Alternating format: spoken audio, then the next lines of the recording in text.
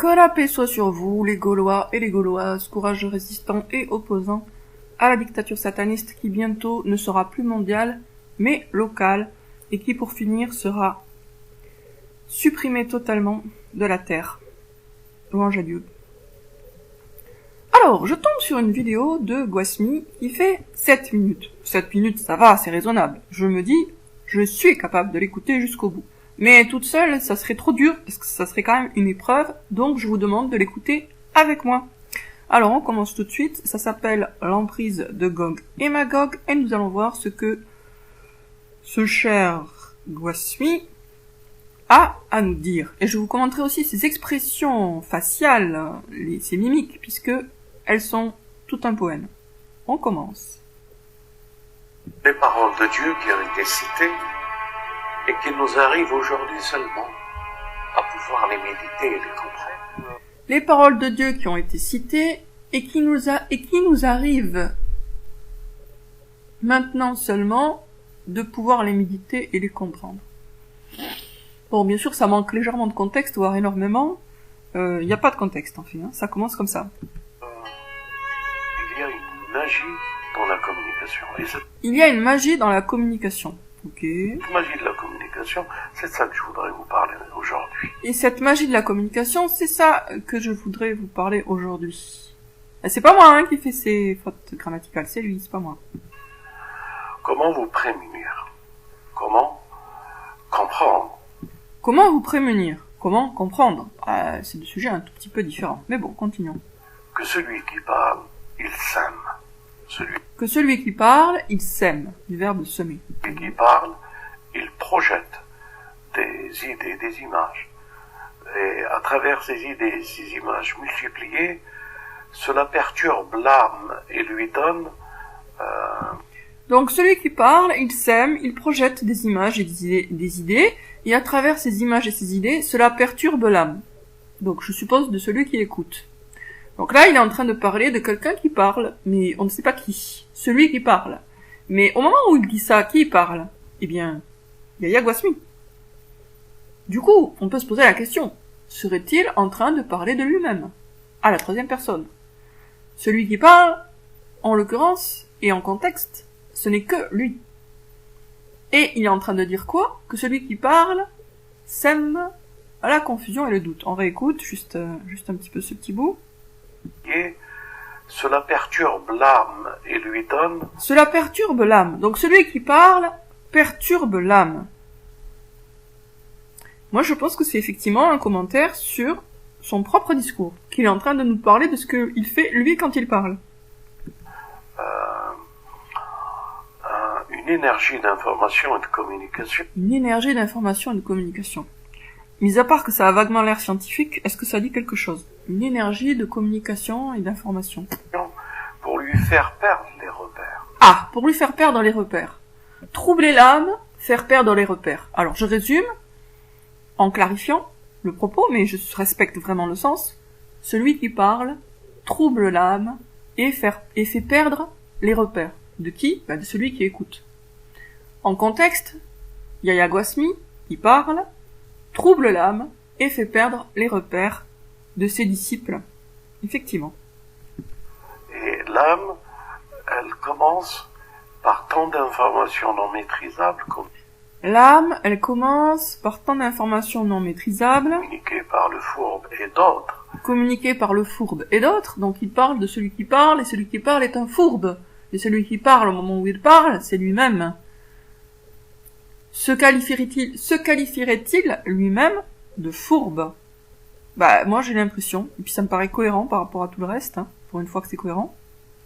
Communiqué par le fourbe et d'autres, amène le doute dans la personnalité. Amène le doute dans la personnalité. Donc là il est en train d'évoquer quelqu'un qui parle, comme lui, et qui trouble l'âme, sème la confusion, amène le doute, et fait perdre les repères. Oui, effectivement. Dans ce qui est ce que nous sommes, ce que Dieu aurait aimé que nous soyons. Donc le doute dans ce que nous sommes, ce que nous aurait aimé que nous soyons. Donc celui qui parle sème le doute et la confusion par rapport à notre identité. Mais bien sûr, pour qu'il sème la confusion et le doute, il faut que nous l'écoutions. Si on ne l'écoute pas, il n'y a pas de problème.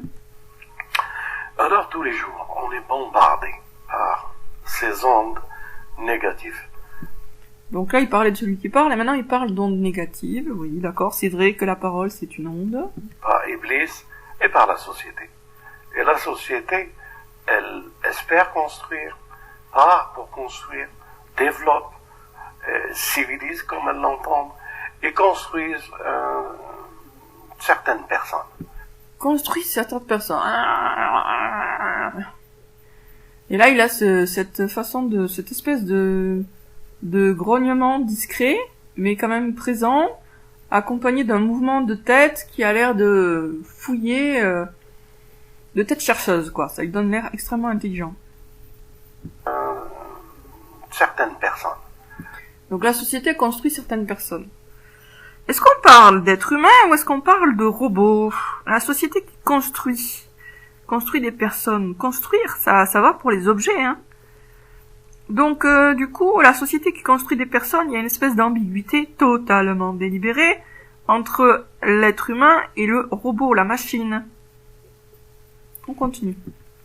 Et c'est cette personne-là qui est, selon elle, cultivée, développée. Hein, quoi, comment? C'est cette personne-là qui est sûrement cultivée, développée. Alors là, franchement, j'ai rien compris et je pense ça va être dur de comprendre quoi que ce soit. On réécoute. Selon elle, cultivée, développée, comprends pas. sensée. On recommence. Et c'est cette personne-là qui est, selon elle, cultivée, développée, sensée, pour que cela fasse un ensemble d'une communauté, d'une société. Bon, là, franchement, j'ai rien compris. On peut essayer de comprendre, mais ça va prendre beaucoup de temps, et puis qu'est-ce qu'on va en sortir au final? Pas grand-chose. Donc là, brouillard, quoi. On rentre dans une zone de brouillard total. Bon, je vais quand même faire un petit effort, je remonte un peu plus haut. Selon elle, cultiver, construire, développe, civilise par Iblis et par la société. Et la société, elle espère construire. Alors la société, elle espère construire, oui. Pour construire, développe, civilise comme elle l'entend, et construise certaines personnes. Certaines personnes. Certaines personnes. Donc la société, elle construit, elle civilise certaines personnes. Bon. Et c'est cette personne-là qui est, selon elle, cultivée. Alors cette personne-là qui a été construite par la société, sûrement cultivée, on comprend rien, hein, franchement. Développée, sensée, pour que cela fasse un ensemble d'une communauté, d'une société. D'accord, donc la société construit des gens pour que cela fasse une société. Donc la société, elle construit des gens pour que ça fasse une société. Mais il y avait déjà une société avant, puisque c'est elle qui a tout construit, non? Bon. Ensemble, on nous fabrique. Ensemble, on nous fabrique. Mais c'est qui on? Ah oui, c'est la société. Donc nous n'avons pas été créés par Dieu, on a été fabriqués par la société. Donc on est des robots, quoi. On est des robots qui ont été fabriqués par la société. La société, visiblement, c'est une espèce d'usine. Je sais pas. Ou d'ingénieur. On n'est pas des créatures de Dieu, du coup, on est des produits de la société. Ouais. Est-ce vraiment un discours de croyant? Moi, je sais pas, hein, j'avais cru comprendre, en lisant le Coran et la Bible, que nous étions des créatures, et que Dieu était notre créateur. Dieu, pas la société. Ils font de nous des objets. Ah là, ils font de nous des objets. Qu'est-ce que je vous disais? On est dans une usine. Voilà. La société, c'est une usine. Et la société nous fabrique. Nous sommes des choses, nous sommes des objets, nous sommes des robots. L'intelligence artificielle est super intelligente, les robots ont une âme, ils sont très intelligents. Et nous, par contre, on est des robots sans âme. Merci Guasmi pour l'inversion totale des valeurs, totalement sataniste. Hein. Donc les robots ont une âme, les êtres humains non, ce sont des objets. On le réécoute, ça vaut le coup là quand même. Hein. Écoutez attentivement le discours de Guasmi. Unité d'une société. Ensemble, on nous fabrique. Ensemble, on nous fabrique. Ah bah oui, parce que, voilà, on est des ordinateurs. En somme, ils font de nous des objets. Ils font de nous des objets. Mais qu'est-ce qu'on était avant? Bah rien, visiblement. Non, on n'était pas des créatures de Dieu. Avec des puces. Et Ah, ils font de nous des objets avec des puces. Ah bah ça y est, on est pucé. Ah bah moi je croyais que c'était du futur, non, c'est du présent. Je croyais que c'était un projet, non, c'est réalisé. Bah Gosmi, il a un peu d'avance quand même. On est des objets pucés. Mais dans quel siècle vit-il? Il est tellement futuriste, lui, qu'il vit dans 20 ans, quoi. qui réagissons selon un programme et une construction d'une société.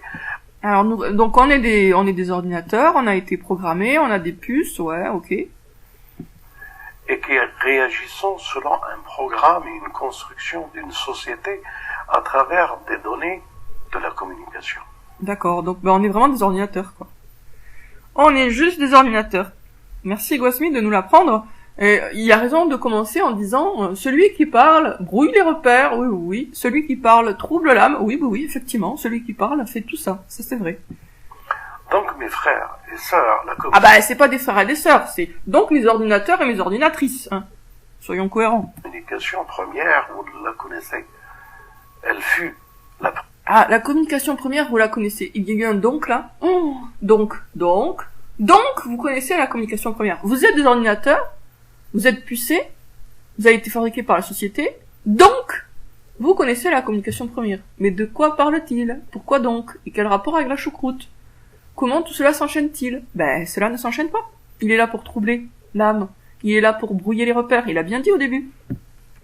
Première instaurée par le mana, qui est venu séduire et mettre par la communication le premier homme. Hein, quoi? Comment?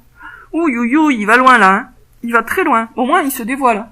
On réécoute un petit peu. Et instauré par le mana. Le mana, c'est qui le mana? Bon, en tout cas, ce qui est clair, c'est que c'est le diable qui a tout construit, n'est-ce pas? C'est lui le créateur suprême, dans sa vision des choses. Hein. Et ça, la communication première, vous la connaissez.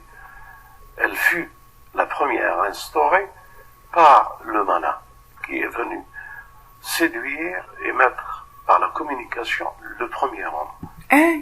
Alors, il est venu séduire et mettre par la communication le premier homme. Mais donc, c'est le diable qui a créé Adam. Est-ce que vous voyez quand même que là, il a un discours, mais vraiment de sataniste? C'est-à-dire qu'il est en train de remplacer Dieu par le diable. Il prétend que c'est le diable qui a mis le premier homme. Mis le premier homme, ça veut dire quoi, mis le premier homme? Bah, mis le premier homme, on dirait qu'il l'a créé, non? Mis le premier homme, maître. Bah donc, il est à l'origine du premier homme, puisque c'est lui qui a mis le premier homme. Et qui c'est qui est à l'origine du premier homme? Il dit le mana, je sais pas ce que ça veut dire, mais évidemment il parle du diable, puisqu'il dit a séduit. Depuis le départ, en plus, il parle de celui qui est du diable, quoi. Donc au final, on a encore une fois un Gosmi qui nous présente le diable, non seulement sous un jour très positif, mais sous un jour divin. Le diable, c'est Dieu. Adorons le diable, donc c'est la conclusion implicite que nous sommes censés déduire. Séduire et mettre par la communication le premier homme qui tombera. Mettre le premier homme qui tombera. Donc c'est lui qui a mis le premier homme. Je sais pas où, mais il l'a mis. Donc il est à son origine. Et ben super. Merci le diable. Hein. C'est ça la conclusion. Hein. Il est venu séduire et mettre par la... On reprend. Alors il a dit mana. Je sais pas, c'est encore un nouveau nom du diable après Lucifer. Elle fut la première instaurée par le mana qui est venu. Le mana. Peut-être qu'il a considéré que Lucifer s'était cramé là avec mes considérations sur Ténébrifère et maintenant il change de nom. Séduire et mettre par la communication le premier homme. En tout cas, clairement, il parle du diable. Celui qui est séduit, hein, c'est pas Dieu qui séduit. Donc, il parle du diable. Il le rebaptise le mana. Pourquoi? Je sais pas. Mais je suppose qu'il y a un intérêt derrière. Ne serait-ce que de perturber les repères, troubler l'âme, etc. Qui tombera. Donc, vous devez comprendre que j'aime bien comment il dit donc. Il dit donc alors qu'il n'y a aucun enchaînement logique entre ces phrases. C'est vraiment comme s'il disait, le ciel est bleu, il fait -15, donc la capitale de la Chine est Paris. Voilà, c'est aussi logique que ça. La genèse de la communication du début, ce sera la genèse de la communication de la fin. La genèse de la communication. C'est quoi la genèse de la communication? La genèse de la communication. Mais quel sens il peut donner ou quel sens il peut y avoir à cette expression? Il n'y en a pas. Nous sommes dans les instants eschatologiques. Parce que la communication des instants eschatologiques que nous vivons, Et pourquoi il rajoute communication? On est à la fin du monde, on n'est pas dans la communication de la fin du monde. En fait, il est censé, visiblement, il a une instruction qui était de rajouter le mot communication, ou d'utiliser le mot communication un certain nombre de fois. Donc il le fait. En fait, je pense qu'il a une liste il a un petit papier avec communication 20 fois. Donc il est censé le dire 20 fois. Du coup, il le rajoute n'importe où, en fait. Il le raccroche à n'importe quel mot parce qu'il doit le dire. La communication doit rentrer dans tous les foyers.